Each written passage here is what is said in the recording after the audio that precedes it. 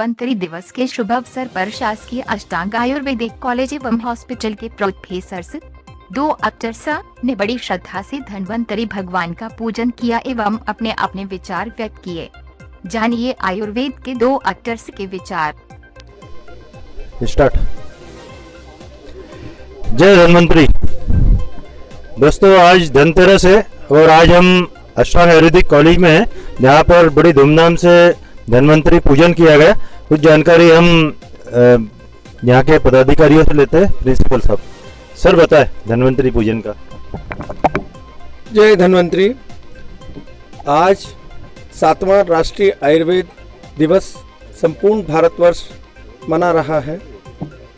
यह भारत सरकार के प्रेरणा, उत्साह और मार्गदर्शन से हम प्रतिवर्ष धन्वंतरि दिवस मनाते हैं, किंतु इस राष्ट्रीय चिकित्सा प्रणाली को और अधिक विकसित, लोकोपयोगी बनाने के लिए राष्ट्रीय आयुर्वेद दिवस मनाने के प्रारंभ किया गया। उसी कड़ी के अंदर शासकीय स्वशासी अष्टांग आयुर्वेद महाविद्यालय चिकित्सालय लोकमान्य नगर इंदौर में हम सभी महाविद्यालय के चिकित्सा प्राध्यापक, चिकित्सा अधिकारी, संभाग के चिकित्सा अधिकारी, नीमा के चिकित्सक और आरोग्य भारती के चिकित्सक, विश्व आयुर्वेद परिषद से जुड़े हुए लोग, सभी लोग मिलकर धन्वंतरि दिवस मना रहे हैं। धन्वंतरि भगवान से यही अपेक्षा है कि हम सब मानव जन को स्वस्थ रख पाएं, आगामी स्वास्थ्य संबंधी समस्याओं को पूरा एकजुट होकर भगवान धन्वंतरि के आशीर्वाद से सभी को स्वस्थ रख पाएं। मैं ऐसी मंगल कामना करता हूं। सर, आपका परिचय। मैं doctor Satish Chandra Sharma, principal government अष्टांग आयुर्वेद कॉलेज इंदौर। सर, आप कुछ बताएं। आज जो आयुर्वेद पूरे विश्व में फैल रहा है, इसकी मान्यता पूरे विश्व में हो रही है। जैसा कि योग दिवस हम पूरे विश्व में मना रहे हैं, समय आ गया है कि आयुर्वेद दिवस भी हम पूरे विश्व में मनाएं। जैसी गैदरिंग यहाँ हो रही है, वैसी विश्व के सभी देश। सर, कुछ बताएं आप जानते हैं। आज धन्वंतरि जयंती है। जैसा कि हमें सबको मालूम है, भगवान विष्णु के अलग अलग समय अलग अलग अवतार हुए हैं। 12वां अवतार भगवान धन्वंतरि का हमारे सनातन परंपरा में काउंट किया गया है।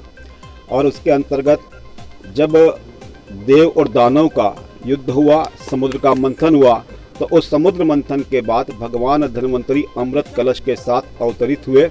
यह अमृत कलश इस बात का द्योतक है कि जो उनके हाथ में कलश था वो अमृत लिए हुए था।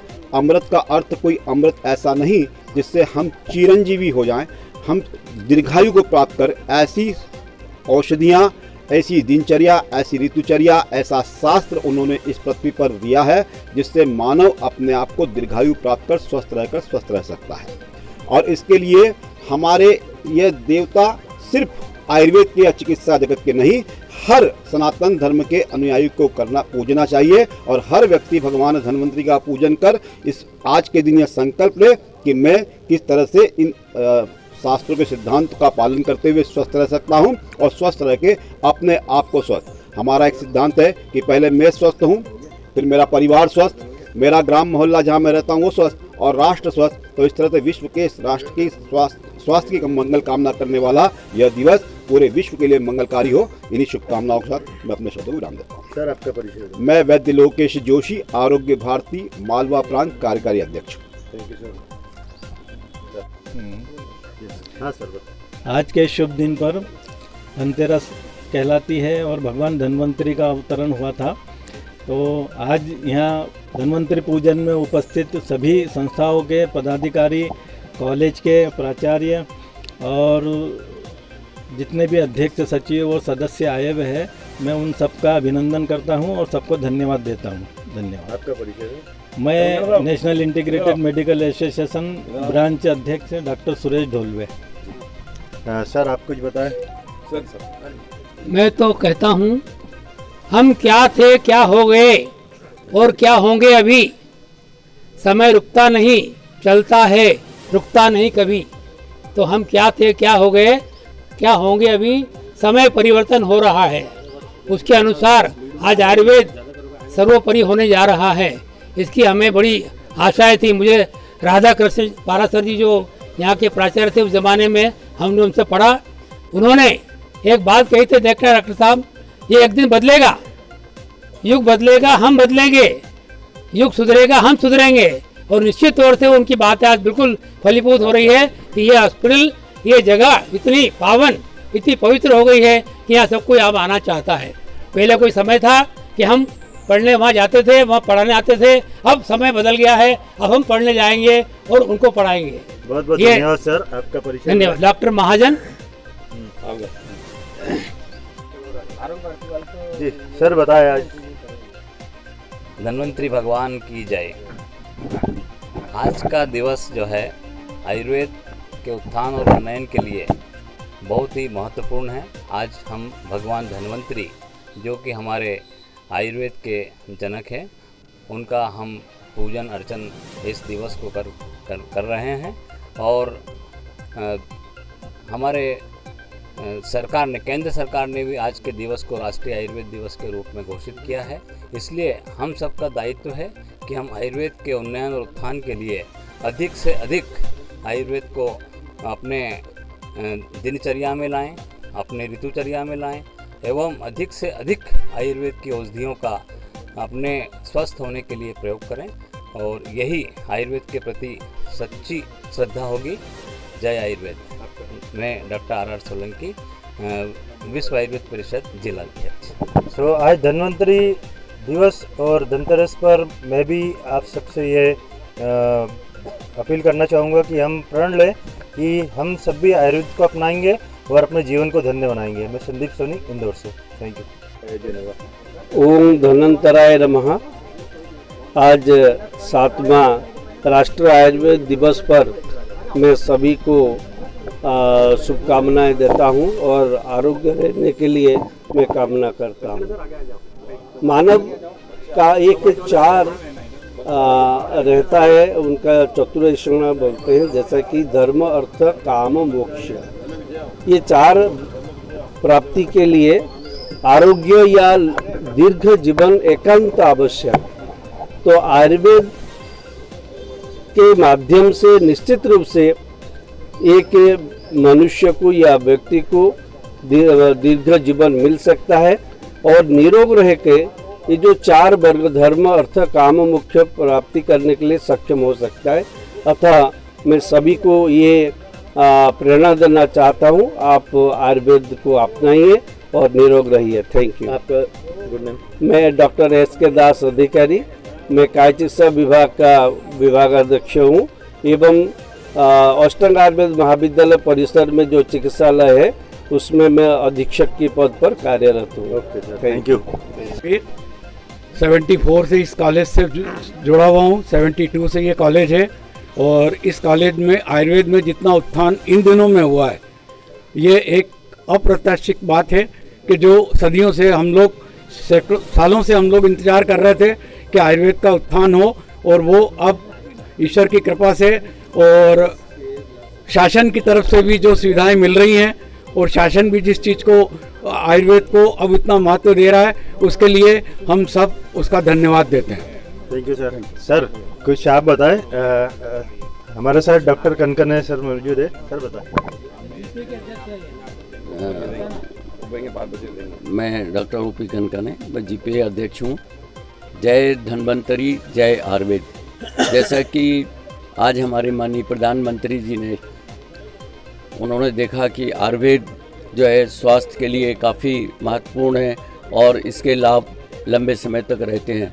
तो मैं आप सबसे ये मेरा निवेदन है, जैसे मैं इस कॉलेज का भी छात्र रहा हूँ, आज जो पूर्ण में था और आज जो विकास हुआ है इस कॉलेज का, मैं देख रहा हूँ कि इसने काफ़ी अपना स्थान बनाया है।